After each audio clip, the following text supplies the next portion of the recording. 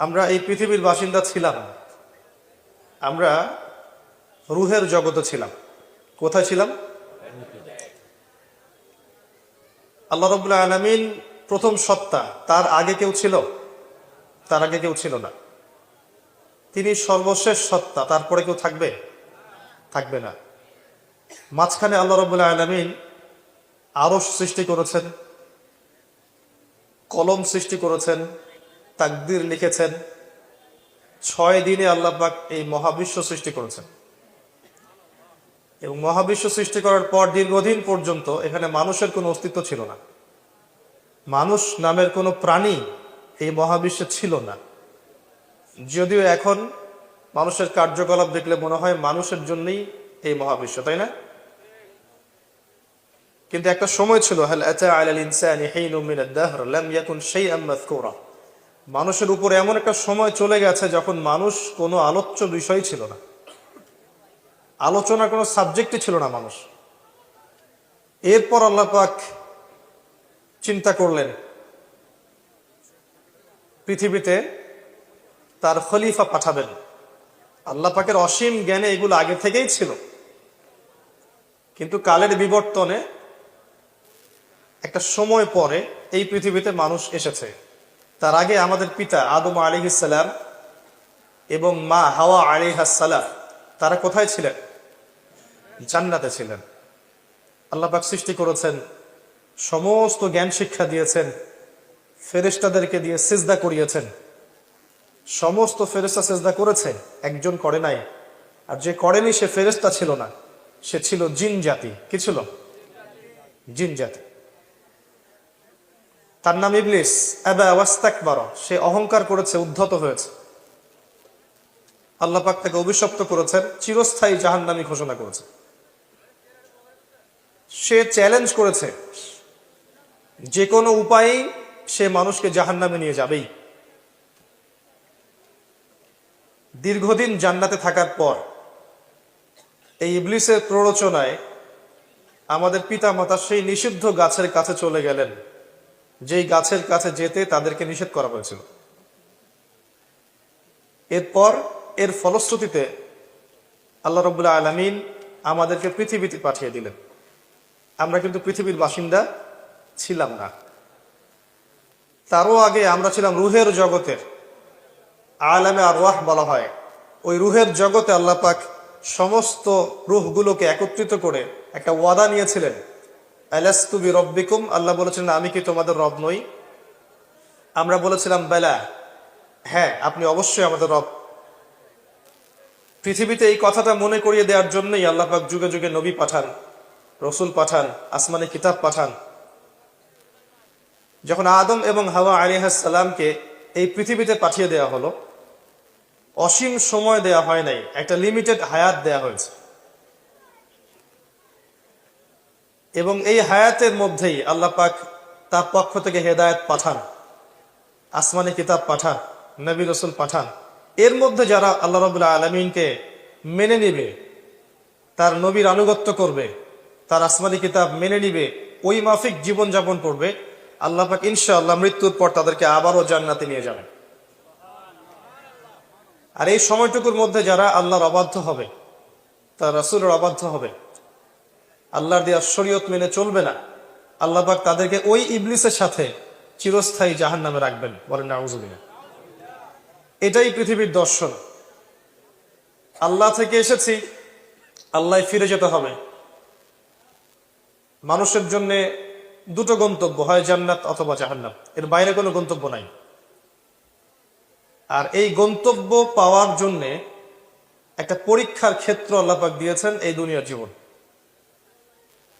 কেউ জানি না কত লম্বা হবে এই জীবন।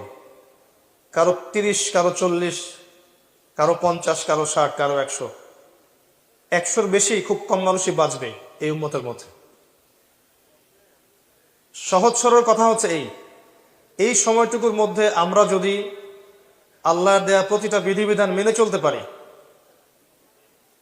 অন্যের উপর সেটাকে প্রতিষ্ঠার চেষ্টা করতে পারি, আল্লাহর জমিনে আল্লাহর দ্বীন কায়েমের চেষ্টা করতে পারি, নিজে জাহান্নাম থেকে বাঁচি, অপরকে বাঁচাতে পারি, আশা করা যায় ইনশাআল্লাহ যে জান্নাত থেকে এসেছি ওখানে ফিরে যাব ইনশাআল্লাহ।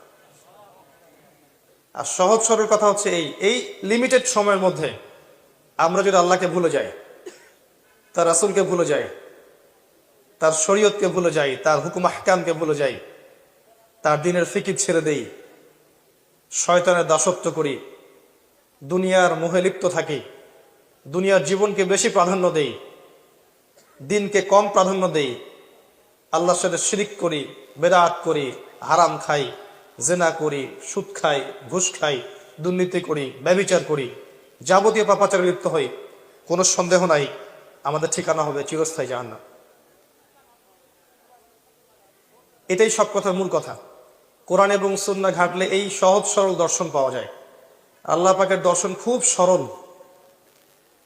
কিন্তু পৃথিবীতে এই সময়টুকু আমরা করে ফেলেছি জটিল। পৃথিবীর সময়টুকুকে আমরা করে ফেলেছি জটিল। আল্লাহ পাক এই সময়টুকুতে আমাদেরকে একটা উদ্দেশ্য দিয়েছেন, ওয়ামা খালাকতুল জিন্না ওয়াল ইনসা ইল্লা লিয়াবুদুন, আমি মানুষ এবং জিন জাতিকে শুধু আমার ইবাদত করার জন্য সৃষ্টি করেছি।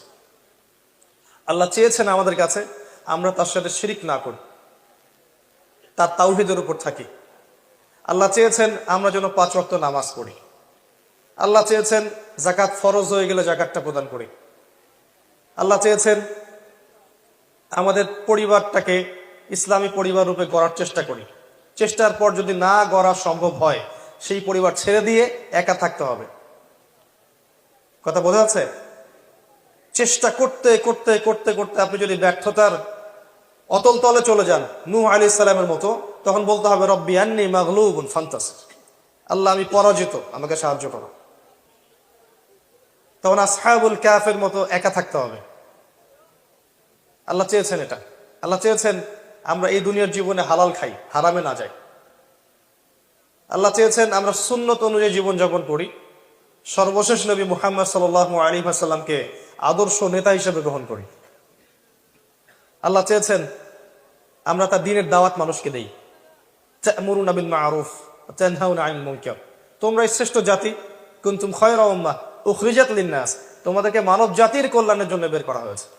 দুটো কাজ দিয়ে, সৎ কাজের আদেশ করবে, অসৎ কাজে নিষেধ করবে। আল্লাহ চেয়েছেন আমরা দ্বীনের দাওয়াত দেই। আল্লাহ চেয়েছেন আল্লাহর জমিনে আল্লাহর দ্বীন প্রতিষ্ঠা হোক, এই ফিকির আমরা করি, এই চিন্তা ভাবনা আমরা করি এবং সেই চেষ্টা করি। আল্লাহ চেয়েছেন আমরা ঐক্যবদ্ধ থাকি, বিভক্ত না হই। আল্লাহ চেয়েছেন আমাদের মেয়েরা যেন পর্দা করে, জীবন চলে গেলেও পর্দা না ছাড়ে। 200টা কুকুর শেয়ালের সামনে দাঁড়িয়ে হলেও যেন পর্দা রক্ষার স্লোগান দেয়। আল্লাহ এটা চেয়েছেন। আল্লাহ এগুলো চেয়েছেন। এগুলো কি আল্লাহর অন্যায়? এখন এর অপোজিশনে কারা আছে? শয়তান। এর প্রতিপক্ষকে শয়তান। শয়তান 2 ভাগে বিভক্ত। একগুলো হচ্ছে জিন শয়তান, এর ইবলিসের বংশধর। আবার মানুষের মধ্যেও শয়তান আছে। অনেক দিনদার মানুষ, ভিতর অহংকার, জাহান্নামে যাওয়ার রাস্তা। তারা মানুষের মধ্যে দিনহীনতা ঢুকিয়ে দিয়েছে। দিনের ফিকির নাই, দিনের পড়াশোনা নাই, দিনকে গুরুত্ব দেওয়ার মানসিকতা নাই, ঢুকিয়ে দিয়েছে। তারা মানুষের মধ্যে বস্তুবাদিতা ঢুকিয়েছে। মেটেরিয়ালিজম বলে এটাকে, বস্তুবাদিতা। মানে সারাদিন খাও দাও ফুর্তি করো, ভোগ বিলাসে ব্যস্ত থাকো, এই ফিলোসফি, এই দর্শন। দুনিয়ার পুরোটা জীবন জুড়ে তাদের উদ্দেশ্য হচ্ছে দুনিয়ায় কিভাবে ভালো থাকা যাবে, এটা বস্তুবাদিতা বলা হয়। এখনকার বিশ্বে যারা নেতৃত্ব দিচ্ছে, বিশ্বের রুলিং স্টেট যারা, বিশ্বের পরাশক্তি এবং সভ্যতা যেগুলো আছে, যাদেরকে অন্য বিশ্বরা ফলো করে, এরা সবাই বস্তুবাদী। এরা সবাই মানুষকে শিক্ষা দেয় যে এই দুনিয়ার জীবনটাই চূড়ান্ত জীবন। ইন হিয়া ইল্লা নামুতু ওয়া নাহইয়া ওয়া মা নাহনু বিমাবউসিন, এই দুনিয়ার জীবনটাই আমাদের জীবন, আমরা কখনো প্রত্যাবর্তিত হব না, এটা ওরা শিখায়। এবং তারা শিখায় চোখ দিয়ে যা দেখবা না তা বিশ্বাস করবা না। ওয়াইয কুলতুম ইয়া মূসা লান নুমিনা লাকা হাত্তা নারাল্লাহা জাহরা, এই দর্শন। আল্লাহকে দেখবো না, বিশ্বাস করবো না। এই জন্য আল্লাহ, ফেরেশতা, আসমানি কিতাব, নবী রাসূল, পরকাল, কবরের আযাব, মিজান, ফুলসিরাত, জান্নাত, জাহান্নাম, আত্মা, কিচ্ছু দেখা যায় না, অতএব বিশ্বাস করবো না। এটা ওদের দর্শন। মনে করিয়ে দিচ্ছি, শয়তান এরা আল্লাহর বান্দা বান্দীদেরকে জান্নাতের পথ থেকে সরানোর জন্য অনেক ট্র্যাপ সৃষ্টি করেছে। দুনিয়ামুখিতা একটা ট্র্যাপ, দুনিয়ার ভোগ বিলাসে ব্যস্ত রাখা একটা ট্র্যাপ। ট্র্যাপ মানে বোঝেন তো, ফাঁদ, ফাঁদ বোঝেন, ফাঁদ। যুব সমাজকে বিভিন্ন প্রলোভন দিয়ে আল্লাহর পথ থেকে সরিয়ে দেওয়া ওদের প্ল্যান। আমি তো প্ল্যানগুলো বলছি। ইবাদতের ক্ষেত্রে তারা তাওহীদের মধ্যে শিরিক ঢুকিয়ে দেবে, ওদের ফাঁদ। সুন্নতের ক্ষেত্রে আমলের মধ্যে বেদাত ঢুকিয়ে দিবে, ওদের ফাঁদ। পরিবারের মধ্যে ফাসাদ সৃষ্টি করার জন্য যত রকম অপসংস্কৃতি আছে সব ঢুকিয়ে দিবে, ওদের ফাঁদ। যুব সমাজকে আল্লাহর পথ থেকে, আল্লাহর জন্য জীবন দেওয়ার মানসিকতা থেকে দূরে সরিয়ে দিবে বিভিন্ন প্রলোভন দিয়ে। কখনো মাদক, কখনো ফ্রি মিক্সিং, কখনো গার্লফ্রেন্ড, কখনো জুয়া, কখনো ক্যাসিনো, কখনো অনলাইন, কখনো টিকটক, কখনো দেখবেন এই যে পাবজি, কখনো ভিডিও গেমস, কখনো অন্যান্য খেলা, স্পোর্টস। এমন কিছু ফাঁদ ওদের সামনে দিয়ে দিবে যেগুলো তোরা বিভোর হয়ে থাকবে, আল্লাহর ওই গন্তব্য বলে যাবে। ফাঁদ। যুবতীদেরকে দেখবেন বেপর্দা করে বাইরে বের করবে, অগ্রগতির নামে ওদেরকে নগ্ন করে রাস্তাঘাটে করাবে, ওদের দেহ থেকে কাপড় খুলে ফেলবে, ওদেরকে এমন কাপড় পরিয়ে দিবে যেই কাপড় পরা না পরার সমান। ওদের ব্রেইনটা এমন করে ওয়াশ করে ফেলবে যে ওরা নিজেদেরকে পুরুষের চেয়ে বেশি অগ্রগামী মনে করবে। এবং কোন কোন ক্ষেত্রে দেখা যাবে তাদেরকে সততার সাথে নসিহত করতে গেলে আপনাকে বাঁকা চোখে দেখবে। তারা অশ্লীলতাটাকে, বেপর্দা গিরিটাকে, এইটাকে তারা স্মার্টনেস মনে করবে। এভাবে তাদেরকে ব্রেইন ওয়াশ করে দিবে। আরো অনেক সম অধিকারের কথা বলে, আপনার জীবনে প্রতিষ্ঠিত হতে হবে এইসব স্লোগান দিয়ে ওদেরকে এমন সব সেক্টরে নিয়ে যাবে যে সেক্টরগুলোতে ওরা যখন আসবে তখন এদের মধ্য দিয়ে হাজার হাজার মানুষ ইমান হারাবে, এমন সেক্টর করে দিবে ওরা, এমন ফাঁদ করে দিবে। আবার যখন আপনি অর্থনৈতিক জীবনে যাবেন দেখবেন তারা আপনার হালালের মধ্যে হারাম রিজিক ঢুকিয়ে দিবে। আপনার হালালের মধ্যে সুদের হারাম, ঘুষের হারাম, দুর্নীতির হারাম, এমন হারাম ঢুকিয়ে দিবে যে আপনি হালাল খাওয়ার জন্য আল্লাহর কাছে কান্নাকাটি করবেন, আল্লাহ একটা হালাল রিজিকের ব্যবস্থা করে দাও, কিন্তু খুঁজে পাবেন না, একটা হালাল রিজিক খুঁজে পাবেন না। এমন একটা পরিবেশ তৈরি করে দিবে যেখানে যাবেন সেখানে হারাম, হারাম ছাড়া পেপার সামনেই যাবে না, এমন একটা অবস্থান তৈরি করে দিবে। এরা সবাই মিলে আল্লাহর বান্দাবান্দীদেরকে আল্লাহর পথ থেকে সরানোর জন্য এমন কোন ট্র্যাপ নাই, এমন কোন ফিতনা নাই যেটা এই যুগে তারা অ্যাপ্লাই করে নাই।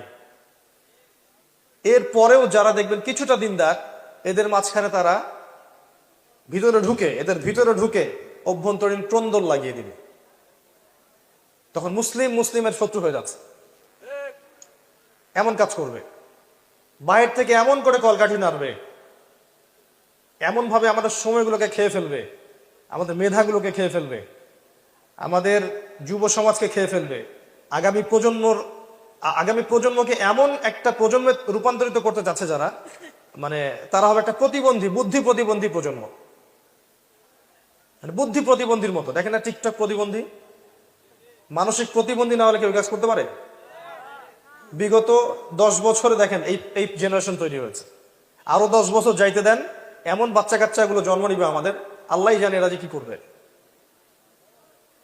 মানে আমি বোঝাতে চাচ্ছি যে আল্লাহর বিরোধী শক্তি যারা আছে, ইবলিস, জিন, শয়তান, এরা সবাই মিলে আল্লাহর বান্দা বান্দীদেরকে আল্লাহর পথ থেকে সরানোর জন্য এমন কোন ফিতনা নাই যেটা ছড়াচ্ছে না এখন। এবং সেই ফিতনা আপনার ব্যক্তি জীবনে দেখবেন, আপনার পরিবারে দেখবেন, সমাজে দেখবেন, রাষ্ট্রে দেখবেন, আপনি বিশ্বে দেখবেন, সমস্ত জায়গায় ফিতনা ছড়িয়ে দিয়েছে। এবং এই ফিতনাময় পরিবেশে ভালো থাকা খুব দুষ্কর। কোথায় ভালো থাকবেন আপনি? ইবাদত করতে যাবেন, দেখবেন ইবাদতের মধ্যে স্বাদ উঠে যাচ্ছে। যাদেরকে দেখে দিন শিখবেন তাদেরকে দেখে দিনের কি শিখবেন? আমাকে দেখে দিনের কি শিখবেন? যারা শতাব্দীর পর শতাব্দী দিন প্রচার করে গেছে এবং যাদেরকে দেখে মানুষ দিন শিখেছে, তারা ছিল দিন নিজে পালন করার ক্ষেত্রে 100 ভাগ সচেতন। যাকে দেখে আপনি দিন শিখবেন তার মধ্যেই তো দিন নাই। কি দিন শিখবেন? সে তো নিজেই দুনিয়াদার। একজন দুনিয়াদারের কাছে আপনি দিন শিখতে পারবেন? আর যারা অরিজিনালি দিনদার তাদেরকে তো আপনি দেখতেই পারবেন না, কারণ যারা অরিজিনাল দিনদার তারা এইসব ফিতনার সামনে আসেই না। ওই নীরবে দেখবেন জায়নামাজে বসে সেজদায় চোখের পানি ফেলছে, তাহাজ্জুদের নামাজ পড়ছে প্রত্যেক রাত, এক রাতও মিস নাই। অনেক আলেম দেখবেন জীবনে কখনো দেখেন নাই, তাদের ইলম, তাদের আমল, তাদের আকীদা, তাদের কর্মের কারণে দেখবেন যে এই এখন পর্যন্ত বিশ্বের দিনটা হয়তো টিকে আছে। এই ফিতনাময় পরিবেশে আপনি কোথায় দিন পাবেন? কি করতে যাবেন? আপনি যখন দিনদারদের দিকে দেখবেন দিনদারদের মধ্যে পরিপূর্ণ দিন নাই। আপনি যখন দেখবেন আপনার মুসলিমদের মধ্যে দেখবেন, মুসলিমদের মধ্যে আপনি কলুশন দেখবেন, ক্রন্দল দেখবেন, অভ্যন্তরীণ ক্রন্দল, দলাদলি, হিংসা, গীবত, তহমত, অপসংস্কৃতি, সমালোচনার অপসংস্কৃতি। আপনি আপনার পরিবারে দেখবেন পরিবারের মধ্যে বিভিন্ন ফাসাদ দিয়ে ভর্তি। ম্যাক্সিমাম পরিবারে এখন জাহান্নামের টুকরা। আল্লাহ পাক বলেছেন কু আনফুসাকুম ওয়া আহলিকুম নারা, নিজে জাহান্নামের আগুন থেকে বাঁচো, পরিবারকে বাঁচাও। ম্যাক্সিমাম পরিবার জাহান্নামের টুকরা। পরিবার ইব্রাহিমের মতো কোনো কর্তা নাই, হাজারা, খাদিজা তাদের মতো কোনো স্ত্রী এবং মারা নাই, আয়েশা তাদের মতো কোনো বোন নাই রাদিয়াল্লাহু আনহুম আজমাইন, ইসমাইলের মতো কোনো সন্তান পাবেন না।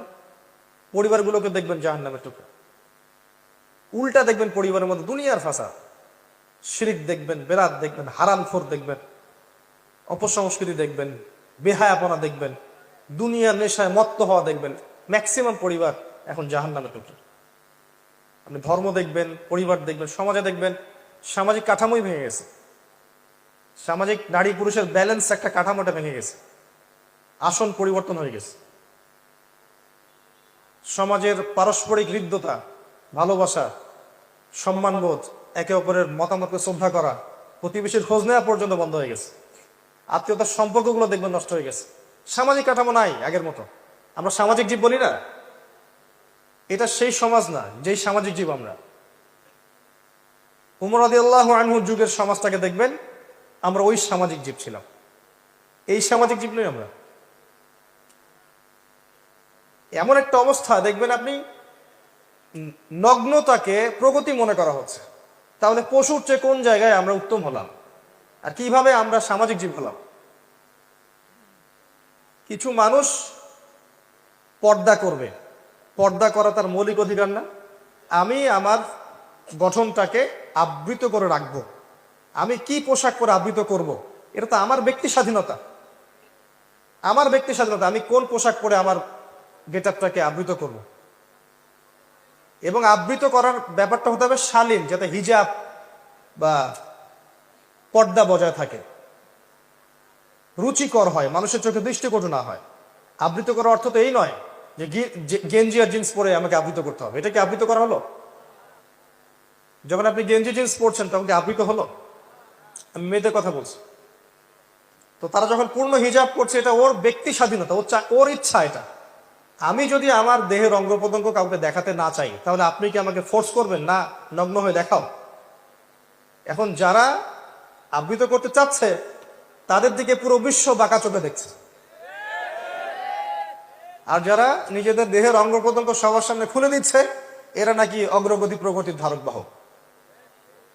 এখন আপনি বলেন যে আমাদের মানসিক অবস্থা কি মানুষের জায়গায় এখনো আছে না পাশবিক জায়গায় আসছি আমরা? অ্যামাজন বনের যারা কাপড় পরতে পারে না, ছাল বাকল পরে থাকে, ওরা আমাদের চেয়ে বেশি সভ্য না? তাহলে ওরা বেশি সভ্য না? ওদের তো কাপড়ই নাই, এই জন্য পরে না।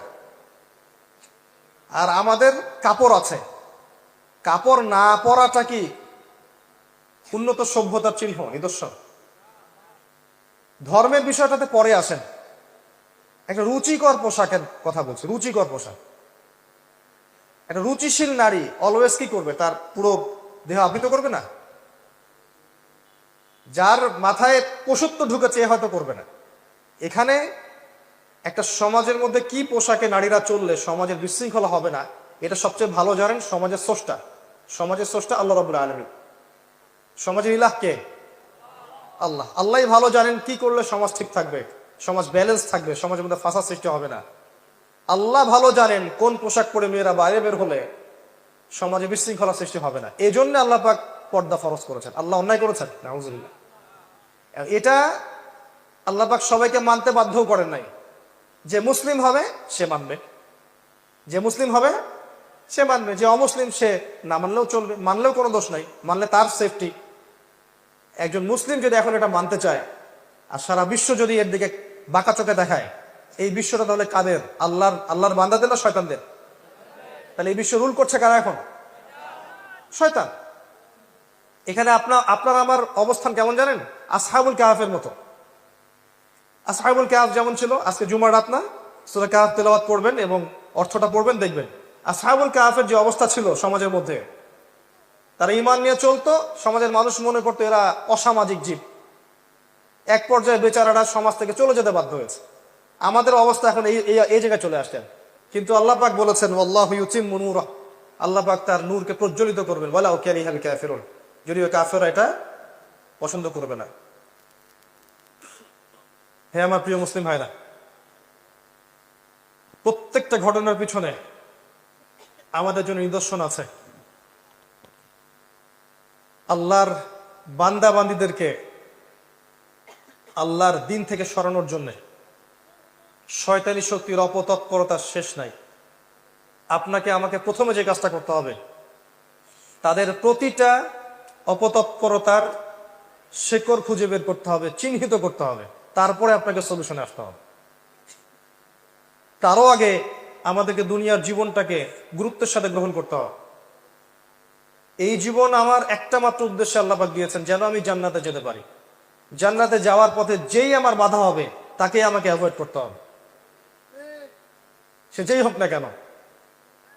তারপরে আল্লাহ আমার কাছে যে কাজ চেয়েছেন, ফরজিয়াত, ওয়াজিব সমূহ, সুন্নাত, এগুলোকে আমাকে পাবন্দ করতে হবে। আমাকে ইলম অর্জন করতে হবে, আমাকে জানা অনুযায়ী আমল করতে হবে, আমার পরিবারটাকে গঠন করতে হবে নববী আদর্শে। আবারও বলছি, গঠন করার ক্ষেত্রে গিয়ে যদি বলতে বলতে দাওয়াত প্রদান করতে করতে করতে করতে কাজ না হয়, আপনি আসহাবুল কাহাফ হয়ে যান, এছাড়া কোনো অপশন নাই। না হলে এই পারিবারিক ফিতনা আপনাকে দিন থেকে সরাই দিন, পারিবারিক ফিতনা আপনাকে দিন থেকে সরাই দিন। আপনাকে তারপরে হালাল রিজিক সার্চ করতে হবে, নিজের জান মাল সময় শ্রম দিয়ে দিনের ফিকির করতে হবে। দিনটা কিভাবে টিকে থাকে, দিন টিকে না থাকলে আমরা টিকে থাকতে পারবো না। এই পৃথিবীতে মুসলিম জাতি সম্মানিত হয়েছে শুধুমাত্র দিনের কারণে। আর এই দিন যদি আমরা আমাদের খেয়ানত করি, আমরাও আর সম্মানের জায়গায় থাকবো না, লাঞ্ছিত হয়ে যাব। আল্লাহ পাক হেফাজত করুক।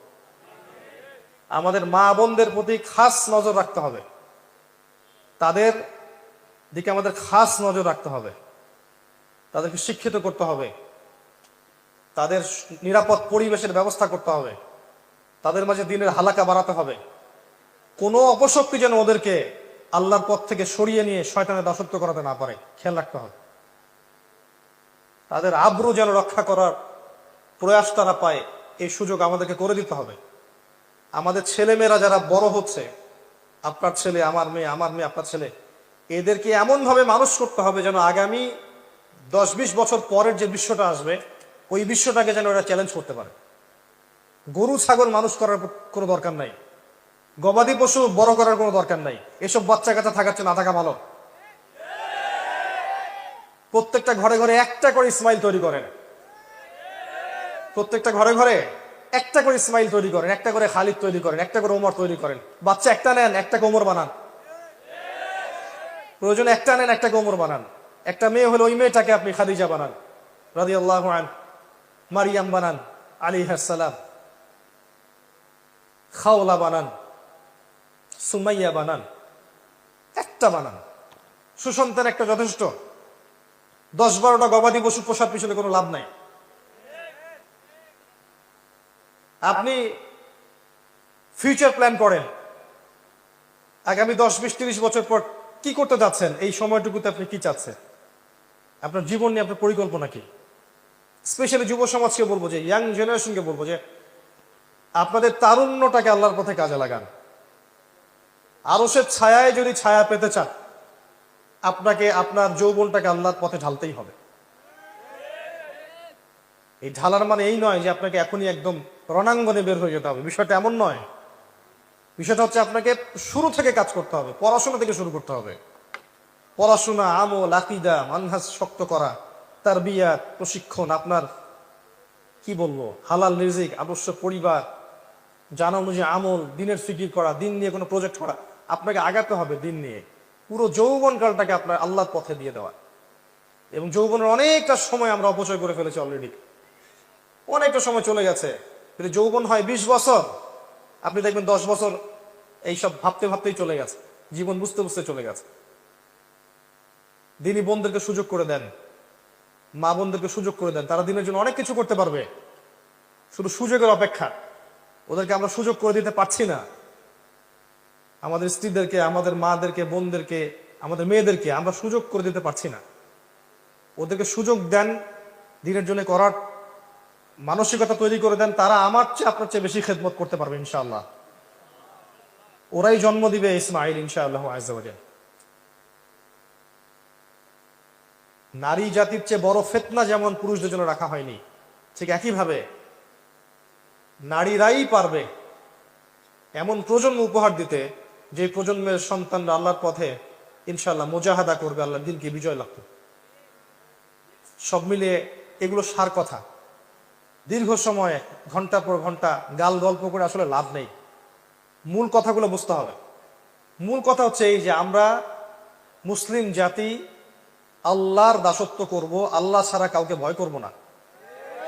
প্রথম কথা, আল্লাহর জমিনে আল্লাহর বিধান চলবে, আল্লাহর দিন চলবে, এবং এই দিনটা আমরা পালন করব, কারো উপরে ফোর্স করব না, জোর করে চাপিয়ে দিব না। কেউ যদি সৌন্দর্য দিকে আসতে চায়, মোস্ট ওয়েলকাম, আলহামদুলিল্লাহ। যদি নাও আসে, আমরা কারো গলায় তরোয়াল চালিয়ে দিনটা চাপিয়ে দিচ্ছি না। এটা আমাদের আদর্শ নয়। লা ইকরাহা ফিদ্দিন, এটা শয়তানের আদর্শ হতে পারে, যে পেটুয়া বাহিনী দিয়ে হিজাব খুলিয়ে ফেলবে, এটা শয়তানের কাজ হতে পারে, আমাদের কাজ এটা নয়। আমরা আল্লাহর বান্দা, আল্লাহ থেকে এসেছে, আল্লাহ ফিরে যাব। আল্লাহ একটা সময় দিয়েছেন দুনিয়ার জীবন, এই জীবনে আল্লাহ পাক যুগে যুগে নবী রাসূল পাঠিয়েছেন। আমরা সর্বশেষ নবীকে পেয়েছি, মুহাম্মদ রাসূলুল্লাহ সাল্লাল্লাহু আলাইহি ওয়াসাল্লাম, এবং কিয়ামত পর্যন্ত তার রেখে যাওয়া কোরআন এবং সুন্নাহর বাইরে কিছু থাকবে না। এর বাইরে হকের কোনো মানদণ্ড নাই। এখন এটাকে আঁকড়ে ধরে